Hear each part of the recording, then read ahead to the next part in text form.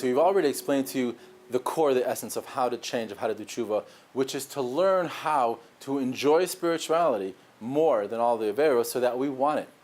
The thing is, I went out of order. I wanted to tell you that first so that you understand the basic principle of how you're going to change.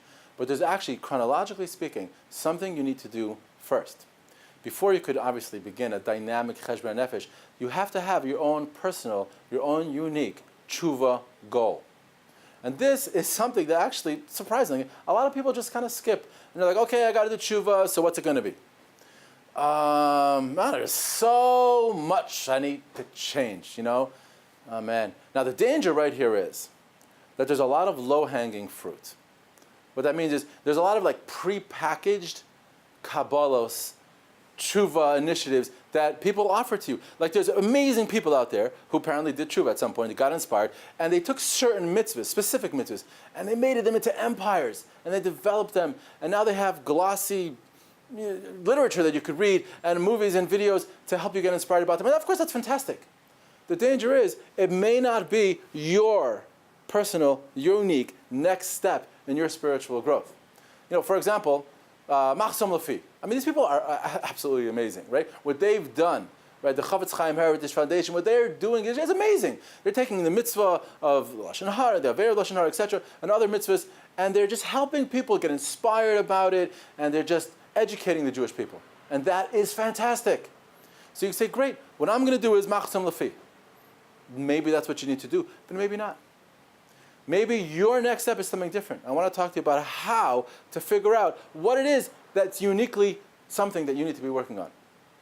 Besides Machzon Lafi, saying amen to brachas, the power of amen. It's like the next thing that has been discovered. Amazing. It's fantastic. Inspirational. Wonderful. Amazing education of the Jewish people.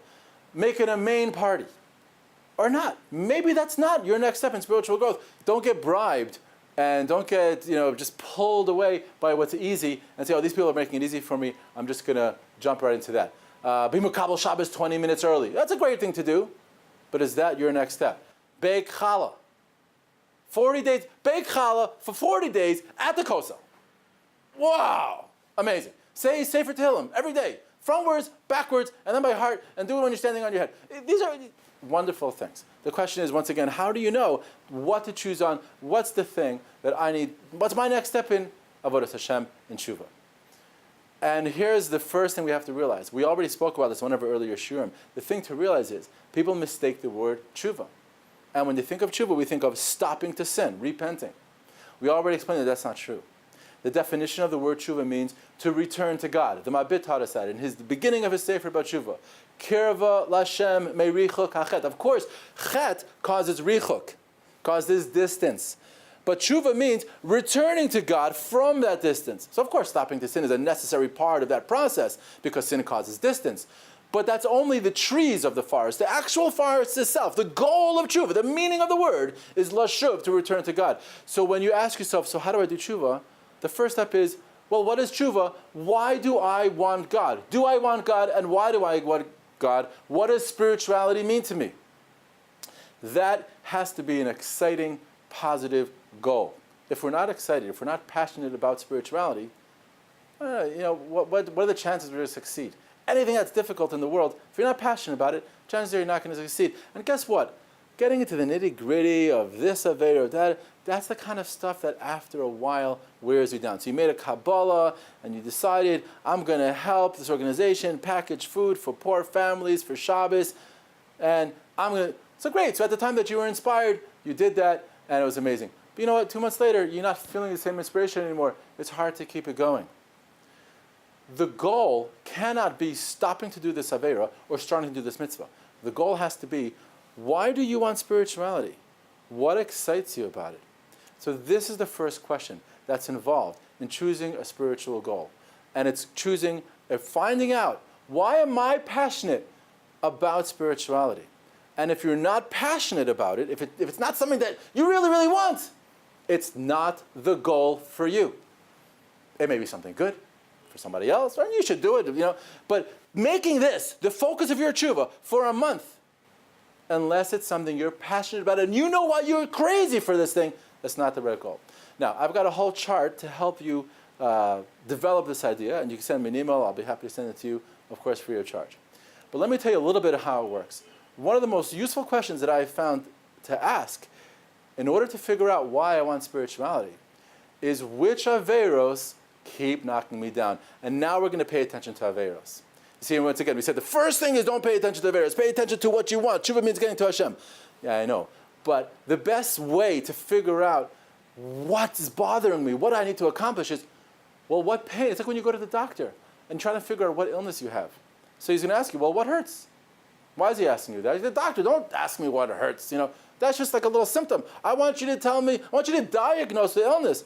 He says, yeah, I know, but the only clues I have are your symptoms. So talk to me about your symptoms. You have a rash on your skin. Even those are superficial indications. Those are not the essential thing. But that's the only way I have of figuring out what the illness is.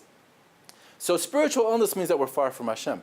But our symptoms, what's going to help us figure out what we're really looking for, is which Averos are bothering me. Right? So I'm going to, once again, use the same example I used earlier. It's someone I was working with, Tshuva. So this lady said, what bothers her is the way she makes brachas. Or she forgets brachas, just says them by rote, and it bothers her. So great, that's her symptom. My question to her was, what about that bothers you? What do you care? So you say brachas by rote. You save time, you do other stuff. What do you care?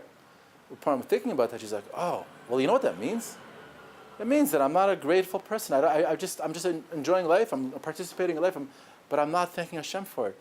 I'm just living on autopilot. And really what she was getting to is she wants to live with more of a sense of connected, more of a sense of aware, more of a sense of mindfulness, of that richness of life, what life really has to offer, instead of just living life on autopilot.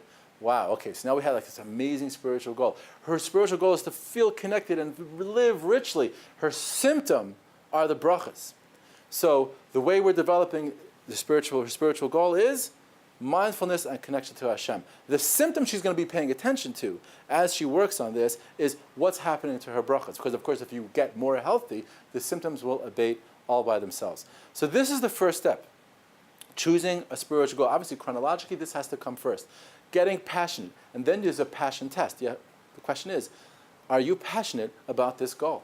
And I asked her, how would you feel if you accomplished this way of life where you're more connected to Hashem? How would you feel? She goes, wow, that'd feel like amazing. Boom. That's what you want. You feel that inside? That's something you can get excited about. You could dedicate a whole month to that kind of work. And there's one more test we ran. Imagine Shabbos comes. So we mentioned earlier, Shabbos is the time to sit back and enjoy your spiritual satisfaction, your spiritual growth, your spiritual achievements. That's why Shabbos is a time of menucha, of rest. It's a time to enjoy what you've already accomplished. So would that work for you? Imagine Shabbos came and you achieved to some degree, perfect, but to some degree, you achieved more mindfulness, more connection, more richness of Hashem in your life. Would you feel like you accomplished something so meaningful, it would give you real pleasure, and you would have a sense of arrival at your goal? She was like, wow, yeah, of course. You passed the second test of pleasure. Now you know that this is something you can be passionate about, and this is something you can dedicate this month to. So that's step one. And we're going to tell you two more. There's 3 steps, 1, 2, 3 of the tshuva process. The first step is choosing a tshuva goal. The next thing I want to tell you about is how to harness the power of the subconscious, what we're going to call total immersion tshuva.